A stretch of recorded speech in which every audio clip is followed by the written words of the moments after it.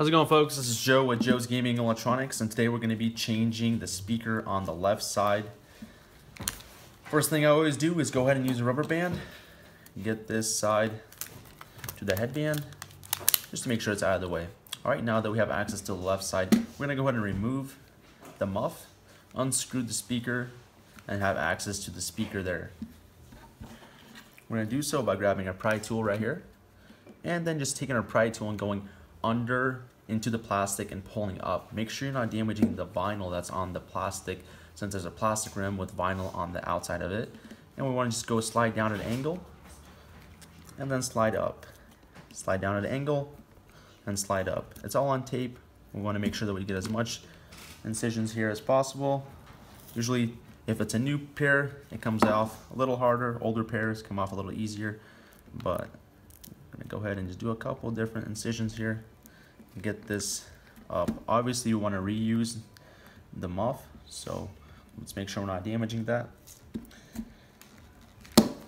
Perfect. And we do sell these parts, so if you guys want any parts at all for any beats, we have OEM parts. You guys just email us. Our information will be in our description. Our email is support@JoesGE.com. Alright folks, now that we pulled that apart, so with this specifically, sometimes it comes off with the sticker, sometimes not. If you want to put this back together, you can use some silicone, or you can use this existing thing. You can also use the correct type of tape. It's the VHB. We also do sell that. You guys can just reach out to us. We can sell you that tape. And right now we're just going to open access to the screws. There's 3 screws here.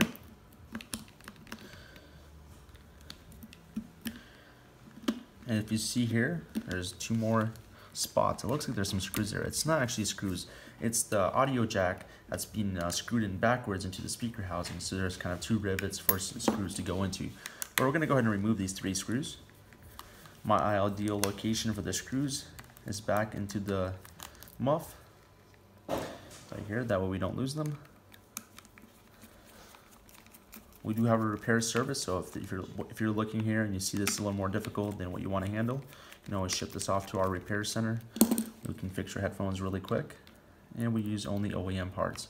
Alright, so now that we have access to the left side, you'll see right here, we have some super glued wires.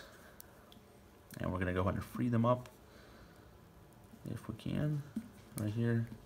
And then just be careful with this one. You really don't have to do too much on this side.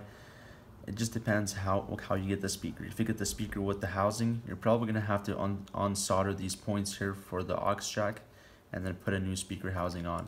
If you already have this, you're just going to put a new speaker on. You can just break this out of its housing, install a new driver, and then desolder these points, obviously solder it back on. So there's a couple different options in terms of replacing this. And if you're going to be taking this off, you're going to have to remove the wire from the housing without tearing it. Just take it, pull it, and start pulling it around to get access to this aux jack right here. Perfect. So I'm just going to make this repair as if I'm getting one with a speaker housing. And we're going to start by just removing this wire. It's glued in a couple different spots. Perfect. Going to remove these 2 screws. I'm going to put them in a separate location.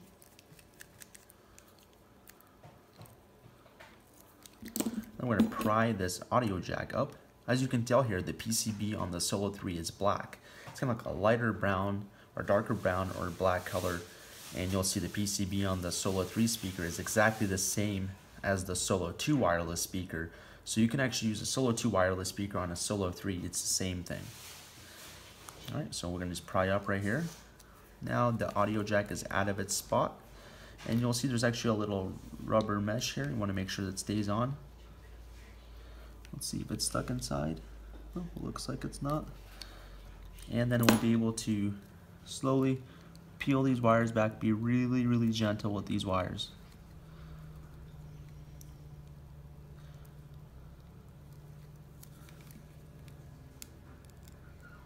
They're really, really fragile, so make sure that you don't pull too much at them.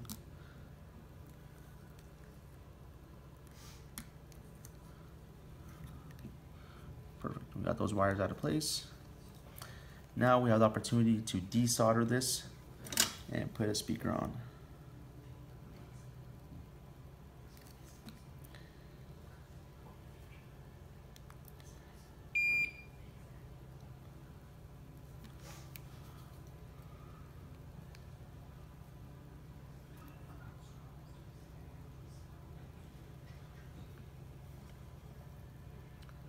Make sure you have a nice 10 to end, keep it clean, and it will apply a little pressure. Boom, you're off. All right. So we got that desoldered. At this point, you have the opportunity to do a couple of different things.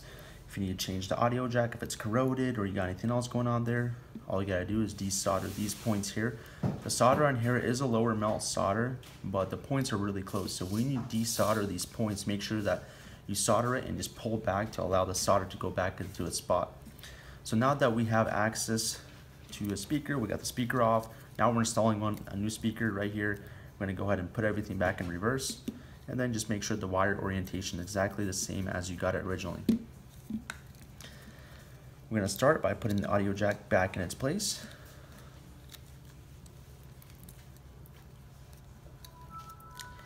And as you can see, these wires are really flimsy, right? So if you're replacing a speaker, but your speaker is actually working, you just have an intermittent sound, there's a really good chance that your wire has some issues. And it could be this wire right here. This is the most commonly ripped wire in the Beats headphones. So it's a pretty fragile wire. So if you do see that, you'll know that, oh, I'm probably not having a speaker issue. I probably have an aux internal wire issue. And that's a part that goes from the aux jack to the PCB on the side right here, which would be on the left side. All right, so we got that, and we're gonna go ahead and solder this back on. We're gonna put right to red, gold to left. That's the way the wires are lined up. So I'm looking at this wire right now. It doesn't look like it has too much tin on there, so we'll add a little bit of solder on the end. Good. And we're gonna go ahead and solder this back into its place. And we'll wait till that cools off. We'll get the other point in its place.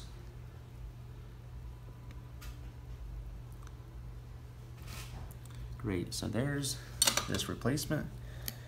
Now we're gonna go ahead and just take the wire and do it exactly like the factory has it.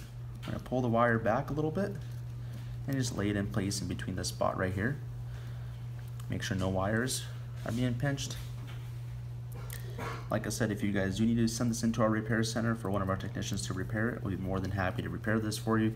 Typically, we can fix your headphones within 1 to 2 business days, and most repairs are pretty reasonable in price. We'll go ahead and post up a link to our website so you guys can have the opportunity to send that in if you need to. All right, now we have the wires going through there. I'm going to go ahead and just follow the same procedure like when we were taking it apart. We're going to get the wire in there. Make sure that it's not being pressed in any way. If you want to get some tape and hold it in place, that's also okay.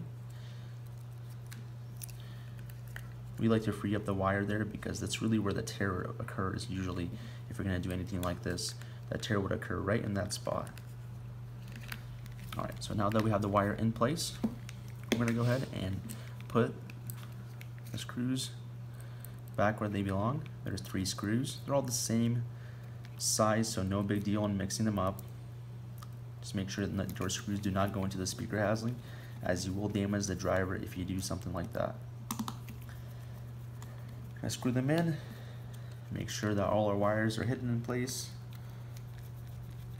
and perfect. I'm gonna look through here, make sure there's no gaps.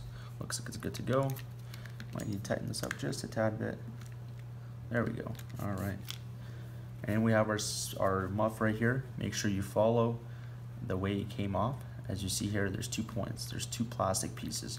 So when you put this in place, it'll just lock right into place. Go right there, apply pressure, or if you have new tape, peel it off, put it on, and apply pressure, and you'll be good to go. All right, folks. Well, I hope you guys appreciated this video. Feel free to subscribe to our channel. You can also follow us on all our social platforms at JoesGE. You can also email us at any time. Our email address is support@joesge.com. Thank you so much. Take care.